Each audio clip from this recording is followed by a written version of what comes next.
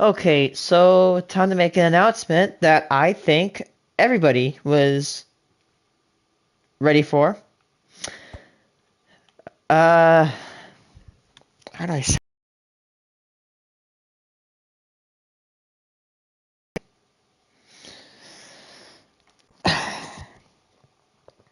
I'm actually lost for words. Like that should.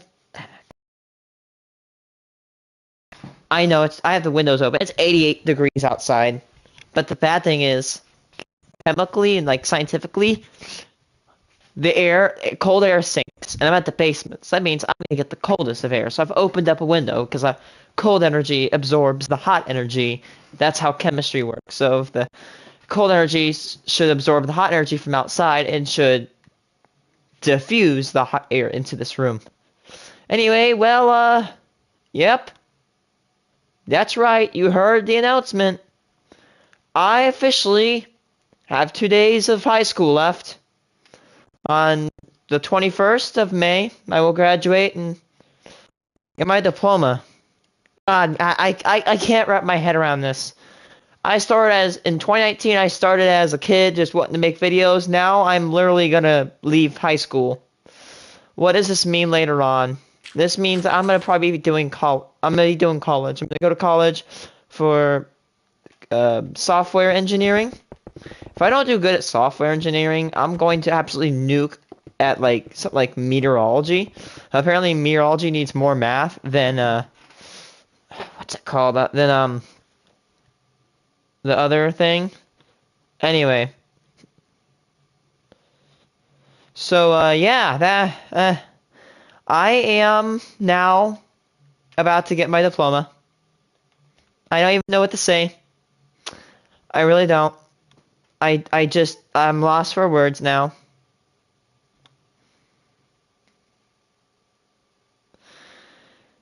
My goodness. I mean,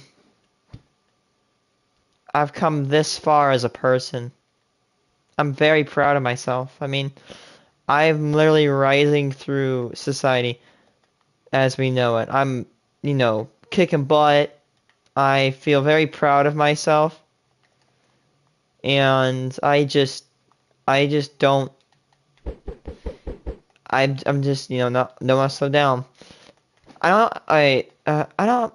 I was Oh. Another thing is, I'm thinking I might actually do a channel logo change, which is pretty interesting. I've never conceived of a logo change ever since 2020 to 2019 is the logo we have now. So the logo we have, I call it the 2019 A-Star logo. It was first featured in November 1st, 2019, but while to change it all, I think I might enact the change in June.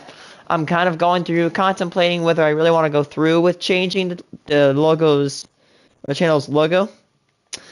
But that's that. I hope that I hope that people really are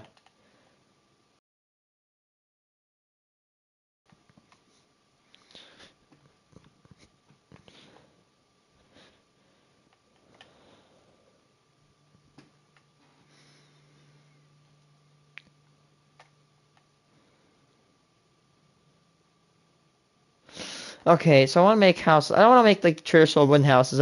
This area is modern. I want to make it modernized. Also, here's what I thought about doing. I was gonna do like barely anything up here, but I'm going to San Francisco and I want to take a little like inspiration. I might clear these trees. I might put some like this might be like a Beverly Hills type. I'm there's probably a few Los Angeles fans that are trying to scream at me in the comments that will probably see this. I think. Okay, don't take my word on this. I think Beverly Hills is in Los Angeles. I'm not too sure. Okay, California's a big state. But I might make this like a Twin Peaks. I might put like a Cetro Tower like building up here. I might make like a Hollywood sign, but like it'd be like Abbott NCC or TA City or whatever. I thought about doing that over there, but I want to make this like a fancy house type thing.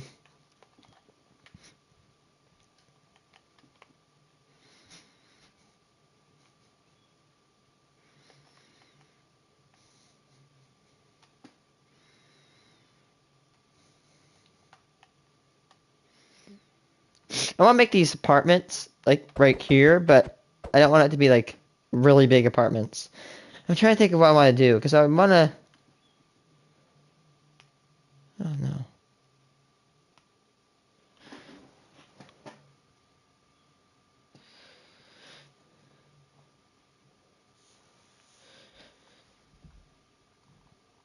I played Monsters, Inc. theme on a siren? Excuse me?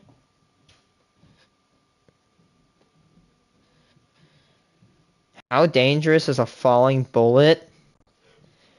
I actually have taken this rule light. If I ever have to shoot a gun, don't shoot it up into the air. If you do, the bullet would fall and probably hurt someone. I'm gonna...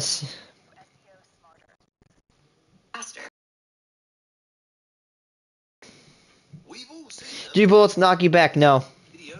I have literally riddled a frickin' probe. Oh, there's a... With some good old-fashioned upwards gunfire. After all, nothing says I ran a 10K or we just overthrew the government quite like pointing your gun to the sky and letting a rip.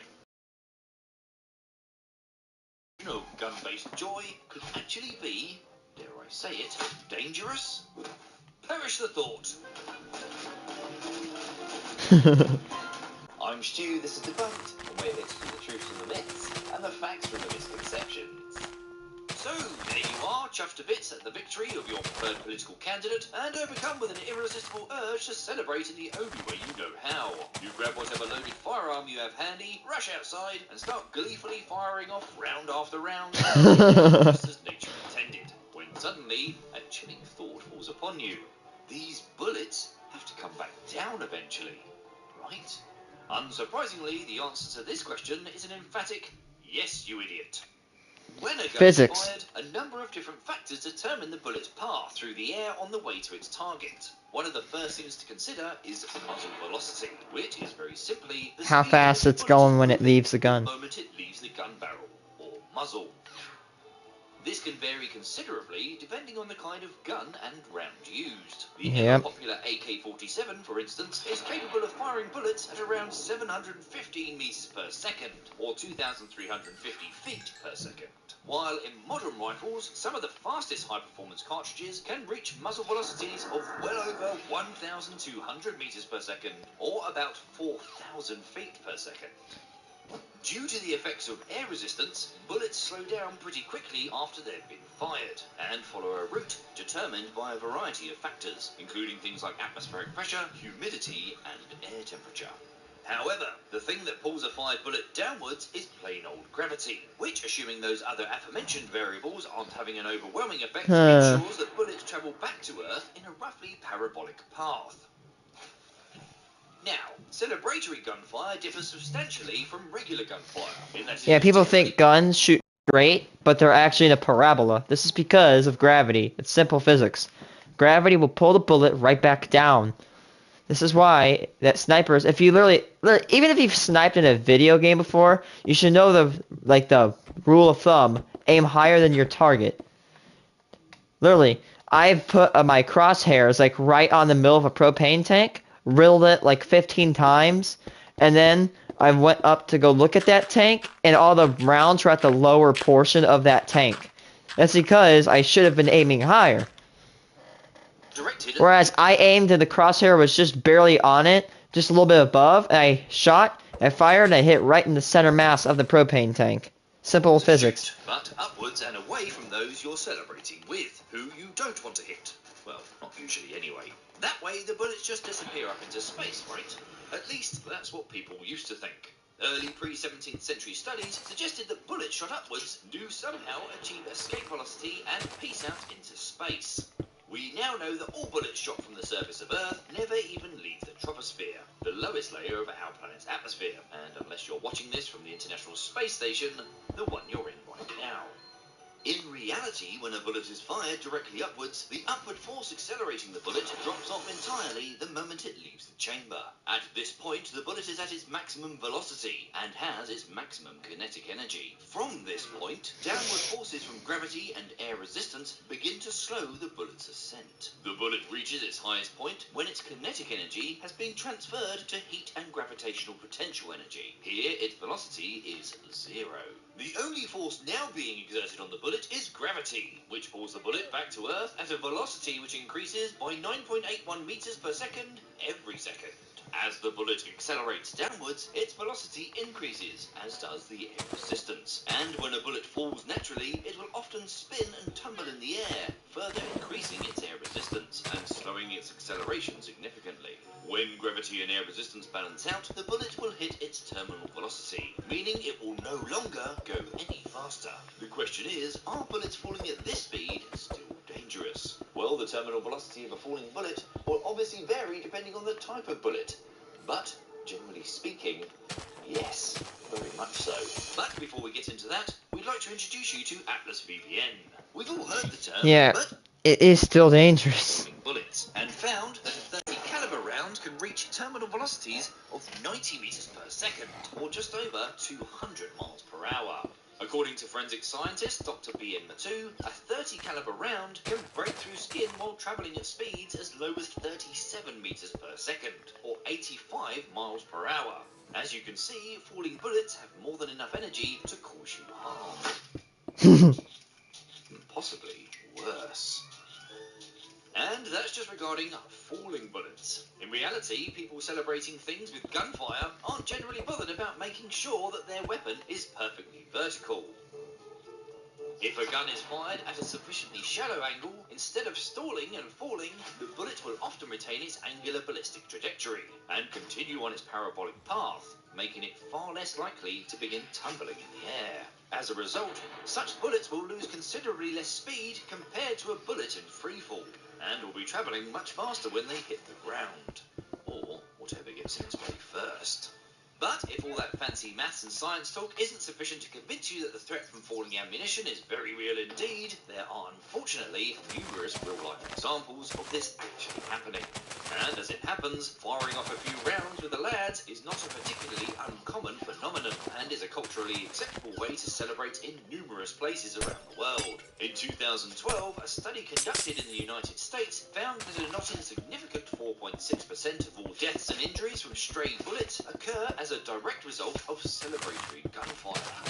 Yeah, that's America for you. Not a short one, and features examples from all over the world. In 2003, during a traditional Serbian wedding celebration, guests shot down a small plane while firing it, Jeez. injuring the two men on board. In 2007, at least 4 people were killed and many more injured as a result of Oh my god, people are stupid. gunfire after the Iraqi national football team won the AFC Asian Cup that year. In 2021, militant leaders claimed to take control of parts of Afghanistan.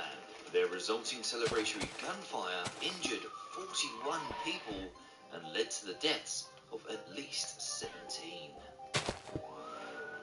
And in 1999, a teenager called Shannon Smith was killed after being struck in the head by a stray bullet while outside in her backyard in Arizona. This prompted the state to enact Shannon's Law, which made it illegal to discharge a firearm into the air in Arizona's cities and towns. Indeed, in some respects, falling bullets may even be considered more dangerous than regular gunfire. Between 1985 and 1992, a group of physicians at the Martin Luther King Drew Medical Center in Los Angeles studied victims of gunshot wounds, identifying 118 who had been struck by falling bullets. Compared to those hurt in your average boring run-of-the-mill shootings, who died at rates of between 2 and 6%, the death rates of those unlucky enough to be hit by falling bullets was around a third. Dude. This is because despite moving at slower speeds, bullets falling to the ground vertically are far more likely to hit you in the top of the head, compared to other less lethal points of the body. So, as you can see, celebratory gunfire is not particularly uncommon, and the risk that it possesses is very real indeed. So the next time your football team wins, or you're just jazzed about it being New Year's, it might be a That's good why idea if I had to celebrate gunfire, I shoot into the ground. You can't hurt anybody if you're shooting into the ground, matter you're shooting in the air. Remember to click on our exclusive link for Atlas VPN in the video description. Is water bulletproof? No. Simple. Water's a liquid. When you fire a bullet in the water, it will slow down the bullet, but I mean, maybe for like, I don't really want to give a concrete answer because I want to make it, I want to give false info, but it really depends on like the speed and the caliber of bullet that you're using. Like, you know what I mean? Like, basically what I'm trying to say is that, like, if you have a certain bullet, it might go like 50 foot into the water before it stops. I don't know. It depends. Now they're trying to gun you down. Of course, normally you just whip out your own sidearm and smoke them other flippers. But this time, you've only gone and left your trusty pistol at home. Nightmare. As you run for your life with deadly assailants hot on your tail, who hasn't, you conveniently pass by a large body of water. And remember all the TV shows and films which show heroes avoiding a hail of bullets by simply diving underwater. But exactly how realistic is this? I'm Stu, this is Debunked, where you sort the truth from the myths and the facts from the misconceptions.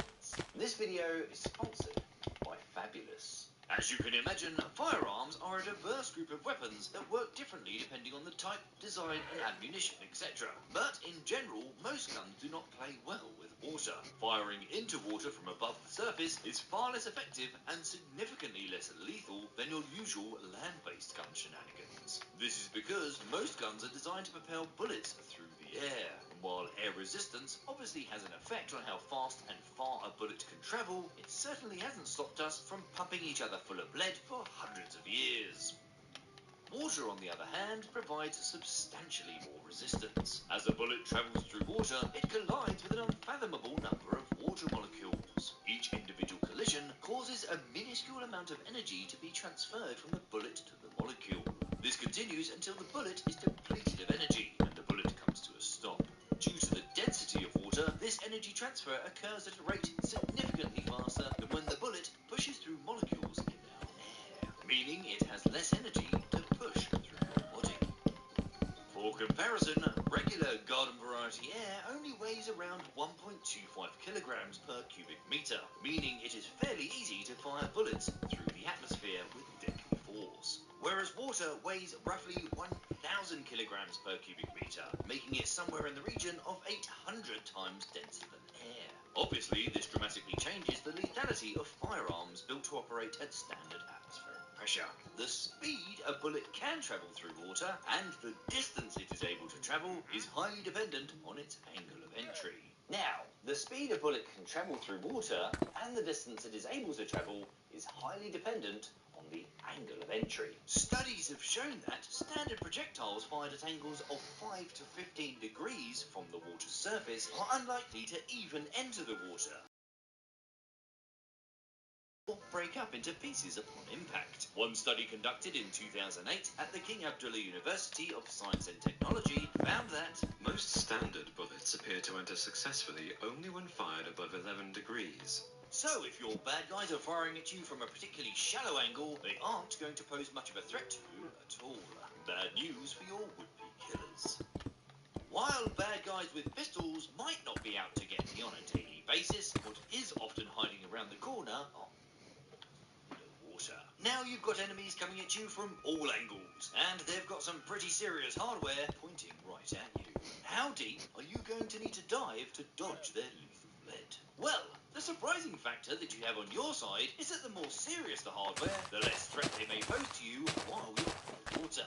Believe it or not, the bigger the caliber bullet and the faster the muzzle velocity, the shorter the distance it will travel after entry into the water. The brainiacs over at Mythbusters came across this phenomenon while investigating this particular quandary. That's weird. They fired a .223 caliber bullet, which leaves the barrel at a supersonic 2,500 feet per second, or 2,700 kilometers per hour. They followed this with a whopping 50 caliber bullet, which travels at a staggering 3,000 feet per second, or around 3,300 kilometers per hour. When these bullets hit the water's surface, both bullets essentially exploded into pieces, and their lethality would have been totally eliminated again within 2 to 3 feet, or just under a meter of water. Incredibly, Weird. you're actually in a lot more danger if your pursuers are carrying handguns. A 9mm bullet travels at a comparatively slow, but still pretty rapid, 1,300 feet per second, or just over 1,400 kilometers per hour. So,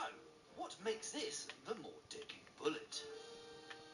22. Well, when an object enters the water, it increases resistance. And the faster the object is traveling, the greater the resistance it will experience as it enters this new state of matter. This resistance causes the object to accelerate. In our case, we have lower velocity bullets, like a 9mm, traveling at a respectable 1,300 feet per second, or 1,400 kilometers per hour. The deceleration it experiences occurs over a couple of meters. Over this distance, it is depleted of energy. It slows to a stop and then sinks to the bottom. When higher velocity bullets enter the water, on the other hand, they experience substantially more resistance. Whilst a slower bullet can displace the water in front of it relatively easily, at the staggering velocity of a 50 caliber bullet, there simply isn't enough time to move the water out of the way. The massive resistance this exerts on the bullet can exceed the bullet material strength, causing it to deform or disintegrate into multiple pieces as it enters the water. The huge resistance and loss of energy required to tear the material apart mean that in certain circumstances, a faster bullet can end up travelling less far than its less speedy counterpart. So, when a puny 9mm bullet is fired into water from a vertical angle, it could mean the end for you, unless you dive relatively deep. Because one of these will be lethal to a depth of 7 foot, or just over 2 meters below the surface. Meaning, you'd need to get down to 8 feet or lower to ensure you didn't even sustain a flesh wound.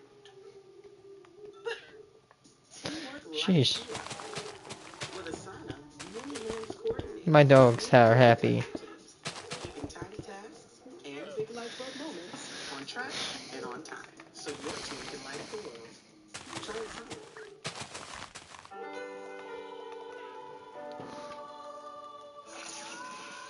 I'm trying to.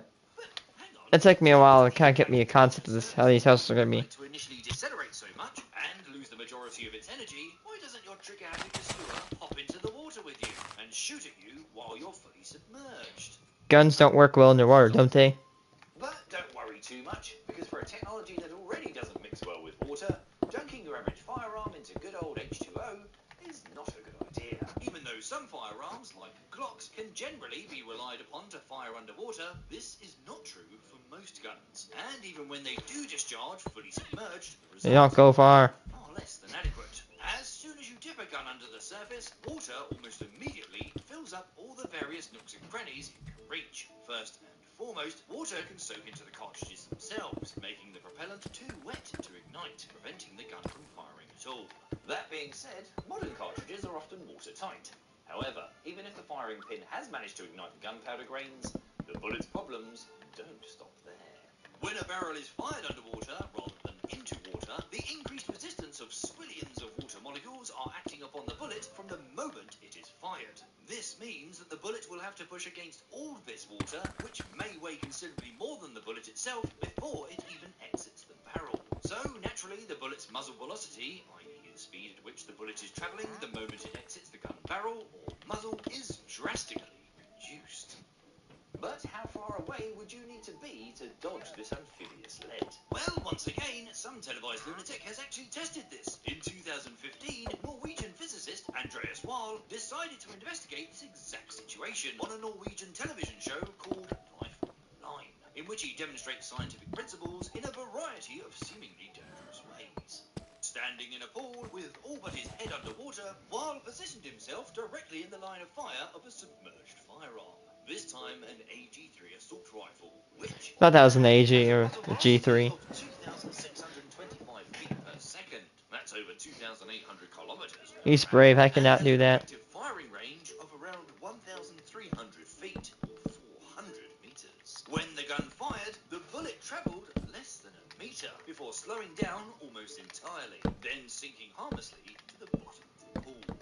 So, in each scenario, you'll only have to be a few feet away from your assailant to avoid being hit. Still, your would-be killer may yet have a very in the highly unlikely event that they have a very specific type of weapon to hand. These weapons often differ from conventional guns in a number of ways. Oh, hey, it's the APS underwater rifle. But dart-like metal bolts. I'm about to say, it depends if you're using one of those, like, AKS. Counterparts. Some of these weapons also utilize pressurized gas instead of combustible propellants, avoiding the usual issues with submerging cartridges in water.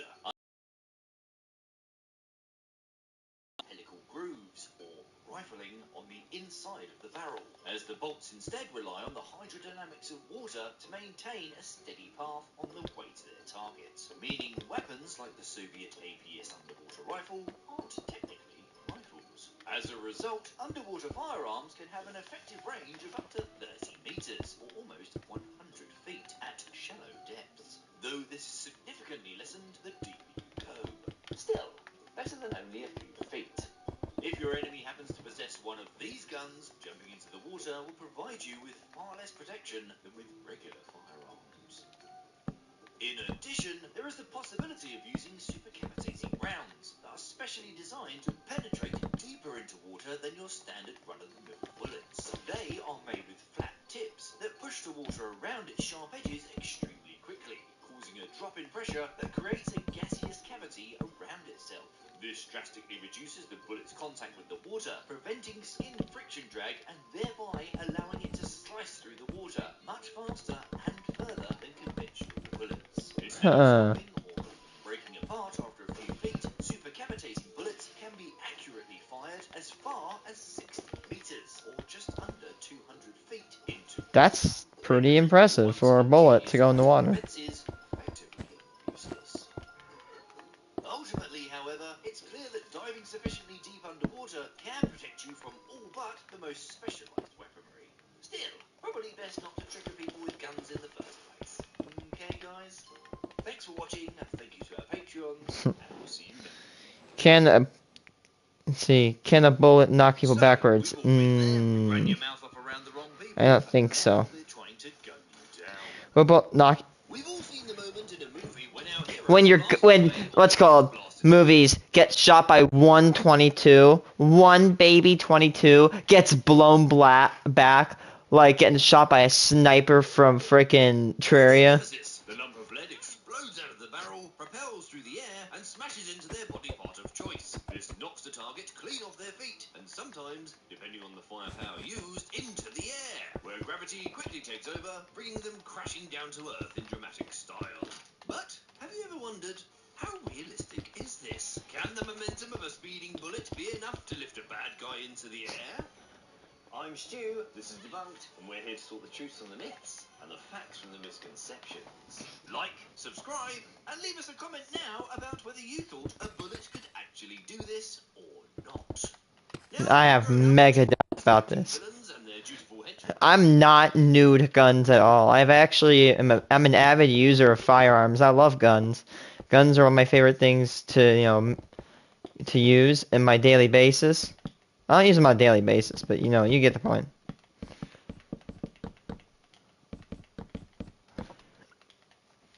But anyway, I love to use guns. And I can definitely tell you, I've shot an AK, a paper target, and it doesn't blow it back like immediately. It like pushes it back. Maybe because it does have different physics, but guns don't typically blow people or things back. Depends. Like people know it won't. I doubt. Never have thought that the reality could be any different. Of course, guns are very dangerous weapons, especially some of the more powerful ones. So it's not entirely outside the realms of possibility that a human being could be significantly knocked back by a sufficiently burly bullet, right? As usual, it is the trifling matter of physics that reveals the problems with this classic movie trope.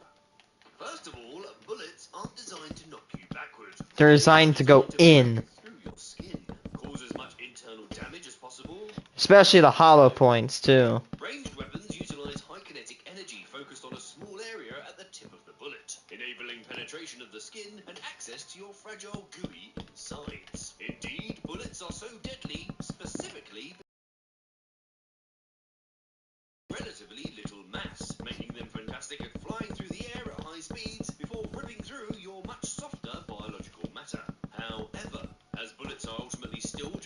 lumps of metal, usually weighing only a few grams, they lack the necessary momentum required to knock over an entire person, as the average human being usually weighs significantly more than just a few grams. Obvious practical concerns aside, if bullets were meant to dramatically throw a person backwards upon impact, they'd have to be a lot bigger, heavier, and flatter in order to exert their force over a large area of your body without just tearing into your flesh like a regular bullet. And not for nothing, while the effects of such a projectile on a person would undoubtedly be unpleasant, they would likely be far less fatal. Perhaps unsurprisingly, there actually has been some academic interest in this popular movie cliché, and for quite a long time too. In 1996, an article published in the International Journal of Legal Medicine assessed the physics of the displacement of the human body upon being shot full of proverbial lead. It states that the maximum momentum transferred from different small arms projectiles, including large caliber rifles and a 12-gauge shotgun, only results in a backwards motion of an 80-kilogram target body of 0.01 to 0.18 meters per second, which is negligible compared to the velocity of a pedestrian, 1 to 2 meters per second. Furthermore, counterbalance is constantly maintained by neurophysiological reflexes, so the effect of the momentum transferred from the missile is virtually zero, and there is no backwards motion of the... Yeah, the thing is physics, is that bullets are not designed really... Actually, I should say, be careful about this. Bullets are technically designed to go in you, especially hollow point. Hollow point is evil. It expands when it hits you, and basically it gets real and deep into you, and it basically screws you up. Now, the thing with hollow point, yeah, it's built to kill, basically. But what's it called? Bullets are designed to go in. And when something gets lodged inside of another thing, the force transfers over. And the problem about bullets knocking people back is that, you know, humans wouldn't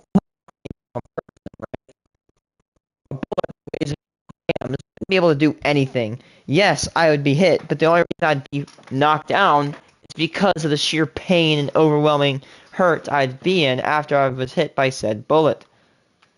That's kind of like the simplified version of it. In layman's terms, this essentially means that most gunshots from regular firearms only impart a knockback of a few centimeters per second. Even being shot by a 12-gauge shotgun will only push you, or part of you, back a maximum of 18 centimeters per second. This movement will also diminish to nothing almost immediately after the initial impact, in part because, assuming you weren't shot in the head, your body will reflexively respond to the hit and compensate accordingly. Ultimately, the amount of backward motion caused by even the most powerful firearms ranges from minimal to pretty much negligible. And the physics issues don't stop there. Indeed, if you're enjoying learning about this sort of topic, intertwining science education into seems to be affected beyond the standard kickback you would get from firing a regular gun. This violates one of the most fundamental concepts in physics, namely Isaac Newton's third law of motion, which famously asserts that for every action there is a reaction. If you push on something, it pushes back. This is usually a huge problem when firing a regular gun, as the gun itself is considerably more mass than the bullet it is propelling, and is also equipped with a nifty little handle, which makes absorbing recoil fairly easy. However, if there were a firearm capable of blowing enemies into the air, Newton's pesky third law dictates that it would exert the exact same amount of force on the person firing it, meaning that even if you could create such a weapon, the user would necessarily be blown off their feet as well. Yeah, I can definitely tell. I have a 12-gauge shotgun. It does produce force, and I'm particularly bad at controlling the recoil of a firearm. And I can definitely tell you that with a lot of certainty, it doesn't blow me right off my feet. I've also shot an AK before, and I shouldered that 7.62 with some pretty good strength, and that's a big boy round too. It's one of the biggest assault rifle cartridges you can purchase on the market. And I champed that frickin' round. Ideal. So, it's fair to say that bad guys flying all over the place after being shot by a regular firearm is a slight little too hasty in dismissing this trope entirely. With over 200 flavoring notes, every sip of Woodford Reserve Bourbon is a spectacle for the senses. Are there any circumstances under which being shot can significantly propel a person backwards? For instance, what if you get shot with a relatively powerful firearm whilst wearing a bulletproof vest? If you're wearing something that prevents bullets from penetrating your body and all that kinetic energy has to go somewhere, surely the impact you'll experience will be much greater than if the bullet went straight through you. Well, yes, that is true, but it still wouldn't be anywhere near enough to create the comically large knockbacks that you see in certain films and television programs. Most bullets are still far too small to forcibly hurl a person into the air, even if they are prevented from puncturing you. Furthermore, even though bulletproof vests are very good at dissipating energy from gunfire, they are not 100% effective, and it is possible that bullets fired from sufficiently powerful firearms could make it through. Guns that actually are powerful enough to knock a person backwards or up into the air are not handheld. They are artillery weapons that are either attached to sturdy support frames that stand directly on the ground or are mounted onto heavy, fortified vehicles like tanks and warships. And frankly, the kinds of projectiles that these guns fire are often the sorts that don't merely blow people into the air, they blow them to smithereens. In reality, when people get shot, they don't get thrown backwards. They collapse and fall. Sure, if a person is shot when they're off balance or leaning backward, they might fall pretty far, especially if they manage to take 1 or 2 steps before they actually go to ground. And, of course, there are some particularly powerful firearms that exert considerably more force on a target and hit far harder than your average handgun. But, as Drs. Neubühl and Karger put it, this is a myth that is easy to disprove, but hard to destroy. Because not only is it a staple of nearly every action movie, but in the real world, so many medical professionals don't understand the physics of what happens to the human body during gunshot wounds. So-called experts again and again tell judges that a bullet will knock down a man or throw him backwards. If this statement is not refuted in the courtroom, the person accused of shooting someone may suffer a miscarriage of justice. So, as for literally being blown off your feet, much less across a room or through a glass window in dazzling slow motion, I'm afraid, my friends, that those are the lies of sweet Lady Hollywood. Not that we're complaining. This classic movie cliche may be entirely unrealistic, but that doesn't mean it isn't very, very cool. Pass the popcorn. Thanks for watching, and we hope you learned something new. If you enjoyed this video, then please subscribe for our next release and check out our other videos here. See you next time.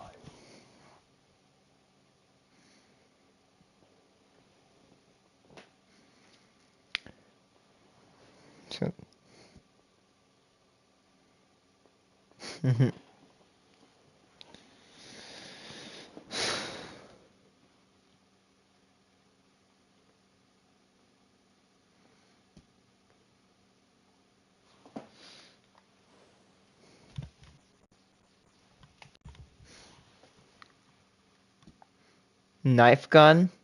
Oh, that's called a, making a water rail gun? This guy. Why the Desert Eagle is actually a total flop?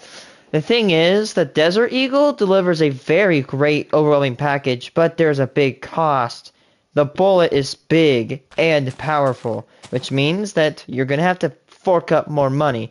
I actually saw a video of one of my student friends firing an A50. I'm not kidding you.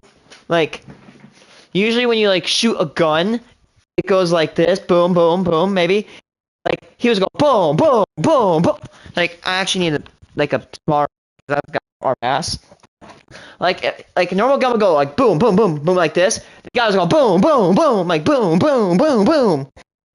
Like, it was raising by at least 30 degrees, whereas a normal gun would raise by like 10. Or take me with a grain of salt.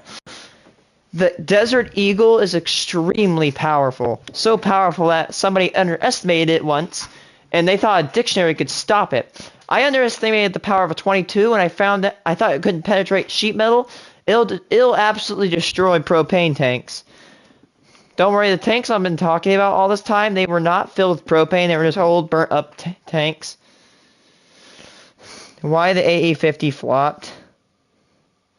I wouldn't be surprised if there is a good reason why it flopped. It is such a big gun.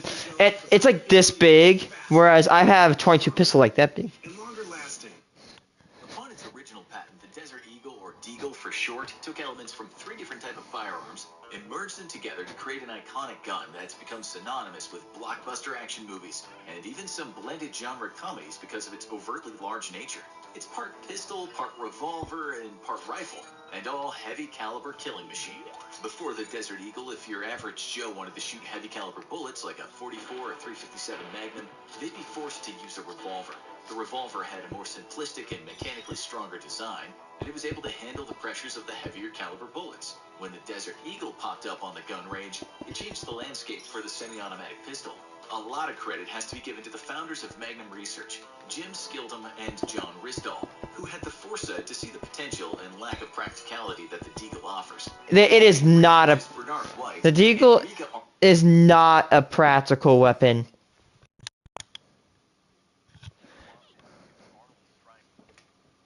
It is not a practical weapon to use. If I were a military person, if I were a soldier going to war, I'd probably rather carry like a 9mm Glock or a 1911. Because yes, those guns have a lot less firepower than a, quote, Deagle would have. But the thing is that if you can't even hit what you're aiming at, you're not going to have a good time. For example, that's why, you know, people might say, oh, why doesn't the military carry these big freaking rifles? Because, yes, could they carry an AK into the fight? Yes. But the problem with AKs is that they're really bad. I mean, at least for me, it is a little bit difficult to control the recoil on an AK. I mean, people are going to say, oh, it's a skill issue. It is. I'm bad at controlling recoil on high-end power guns. But the thing is that, you know, even for like military men, they might consider like a 5.56, which is a little bit powerful, but will have a lot more like Steinbergs, who filed accuracy. the US patent application for the mechanism that created the gas-actuated semi-automatic pistol, first introduced in 1983. This is largely considered the baseline for the creation of the Desert Eagle, although a second patent was filed in 1985 by Israeli gun maker Israel Military Industries. The second design is the form that went into larger production. For the next 3 decades, these two companies would share the majority of production responsibility for the gun. The Desert Eagle uses a gas-operated mechanism that's typically found in rifles because the blowback system that's more commonly found in pistols wouldn't be as safe or practical. Gunpowder gases from the barrel and force them through a small hole near the breech. These travel forward through a small tube under the barrel in order to drive a piston that cycles the action. The pistol is fired by a single-action hammer, and luckily for all of its users, has an ambidextrous safety switch. Safety is paramount with a weapon of this caliber, and with this particular rotating drum mechanism that sits over the firing pin, it dramatically reduces the chances of this gun accidentally discharging. With the safety off, watch out, because when the gases reach the cylinder, the piston pushes the slide rearward. The bolt carrier rides rearward on 2 rails on either side of the barrel, operating this larger-than-life mechanism. Its rotating bolt technology resembles that of an M16 series rifle, while the fixed gas cylinder and moving piston resemble that of an M14 rifle. The advantage of the gas operation is that it allows for more powerful cartridges than traditional semi-automatic pistols, and thus allows the Desert Eagle to dominate in an arena previously owned by large-caliber revolvers. The unsolicited downside of the gun is that it discourages the use of unjacketed lead bullets, because the lead particles could shear off and clog the gas release tap and prevent proper function. The Desert Eagle is fed with a detachable magazine, and capacities vary from 9 rounds in 357 Magnum, 8 rounds in 44 Magnum, and 7 rounds in the infamous 50 caliber action. Yeah.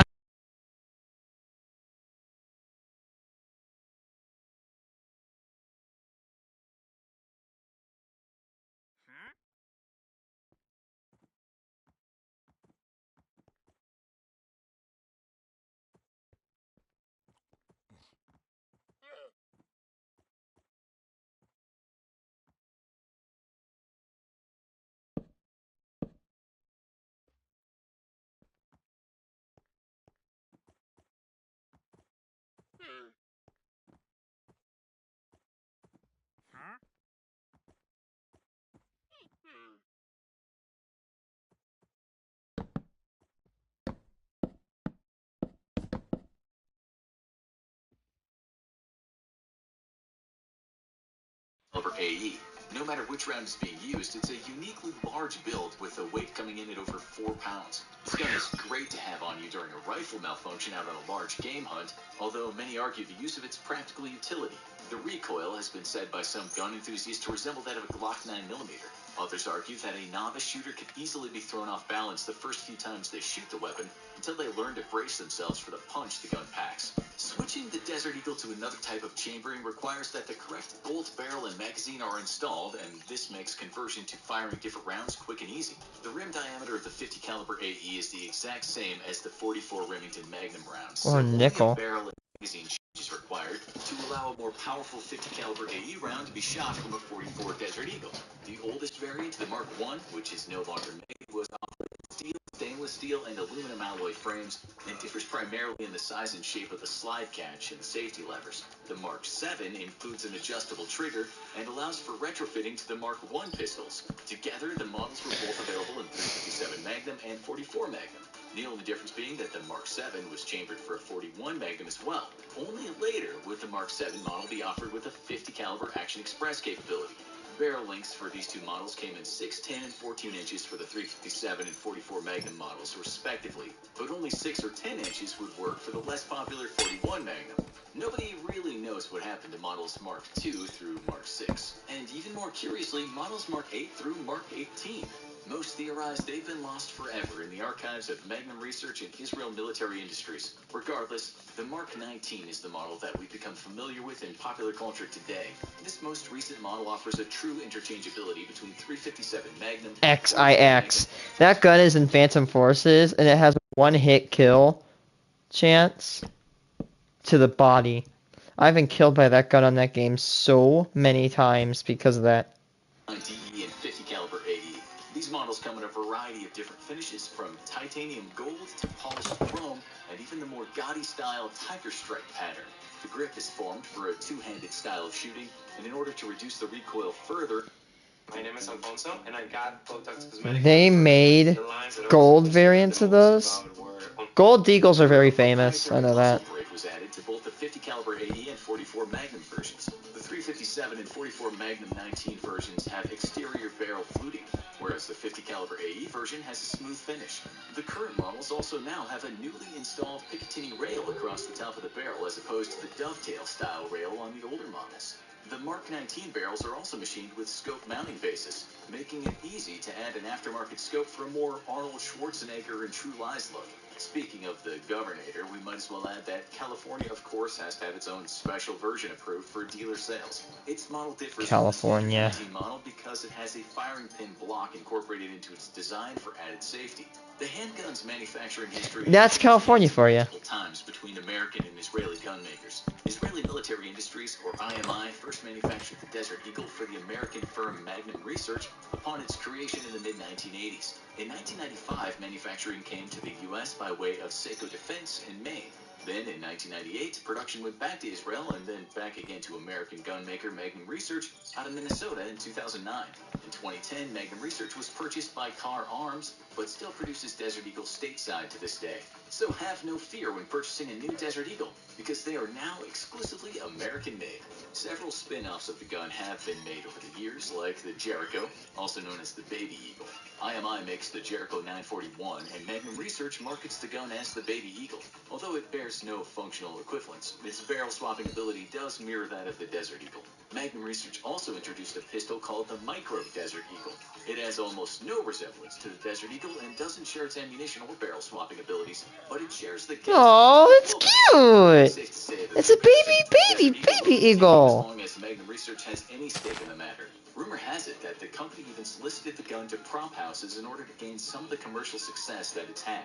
The argument can be made that the Desert Eagle has become just as famous for pistols, or infamous depending on which gun enthusiast camp you belong, as the AK-47 has for assault rifles. It even had numerous appearances in film, TV shows, video games, and even anime. The first use of the gun in film is credited to Year of the Dragon in 1985. In that same year, it appeared in Commando and Police Academy 2, and instantly became a cult classic. Some of the bigger film titles the pistol has notably appeared in are RoboCop, Crank and Matrix movie series, Belly Snatch, Austin Powers, and Goldmember, Boondock Saints, and countless other movie titles. Some of us remember the gun's claim to fame on TV by its use in Miami Vice, The Sopranos, True Detective, and The Shield. If you're looking to get behind one of these puppies but don't want to fork over the dough to buy one, you can virtually shoot lookalikes, and oddly enough, often stainless steel versions in the Tomb Raider, Grand Theft Auto, Rainbow Six Vegas, and Dead Island series. The Desert Eagle has never been adopted by any military or police force because, to put it So plainly, powerful. its practicality is limited, to say the least. The $1.50 to $2.50 cost per bullet is a steep price tag for ammunition. It is. Especially if you have to outfit hundreds or even thousands of personnel on. I mean, comparing it to, like, I know 22, which, disclaimer, the military doesn't really use 22 that often. 22, if you, for 20 bucks, I know for, last time I checked, for 20 bucks, you drop on 22, you could pick up 100 bullets of 22.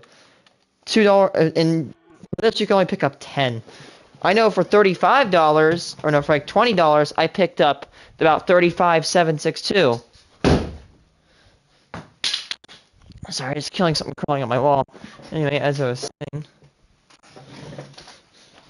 Yeah, it can be expensive. You can see countless videos of the Desert Eagle's power. The gun can be seen ripping through various objects, the obligatory watermelon, rocks, a refrigerator, even a bowling ball. When looking at the specifications and evolution of the Desert Eagle, we feel it can safely be said that although this weapon echoes in the halls of gun historians everywhere for its sheer power, it is largely considered a flop. Now go watch Evolution of the M16, or click this other link instead. Definitely being in person has brought a lot more collaboration. My name is Mildred Tolentino. I am the CEO of M2 Pros. We provide construction management and project management services. To the office, being together is something else that is as important as the actual work because it brings strength. The days that we work from home, we have more like focused work. We work more in our computers. When we come to the office, we are more The Uzi. meeting together. We typically close the door, go to the whiteboard, and everybody. Okay, I have to I have to watch the thing what's called. I have to watch it again. Kitchen Nightmares. This is a classic. I can watch this for hours. This is 90% of people like that's actually pretty good for a TV show.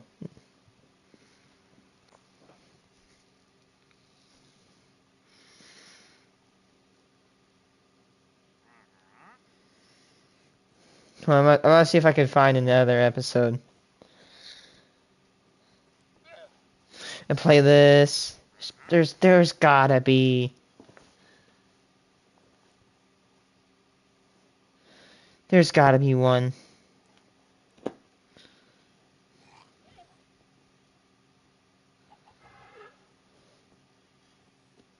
Every full episode to save the walnut tree. But over two-thirds close in The walnut tree. The walnut tree in Abergavenny has been one of Britain's most famous restaurants for nearly 40 years. Set in beautiful Welsh countryside, it's the proud holder of a coveted Michelin star. He owes his outstanding reputation to this man, Franco Terruccio.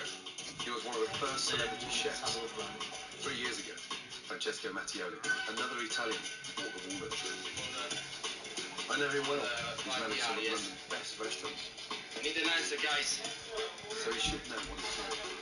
I've come to find out how, in just 3 years, he's managed to mess it all up. Go on, sir. How are you? All right. Are you losing weight again? No, I'm not losing weight. What's the smallest numbers you've done in 3 years? Is it for lunch? For dinner once. It was a Thursday night. And, Wait, I think this is the one. Start.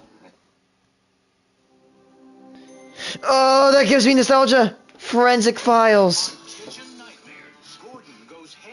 This is the one I'm looking for. Warning: swearing is incest.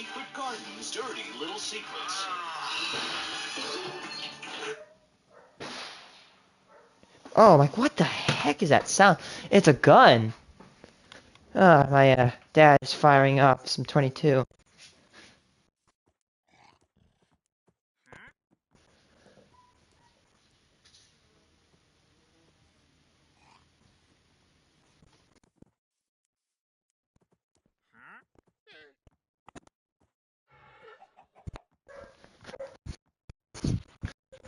You know what? I'm gonna take a break. I'm gonna go join in on that fun.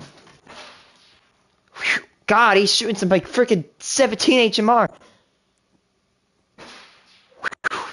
Whatever he's shooting is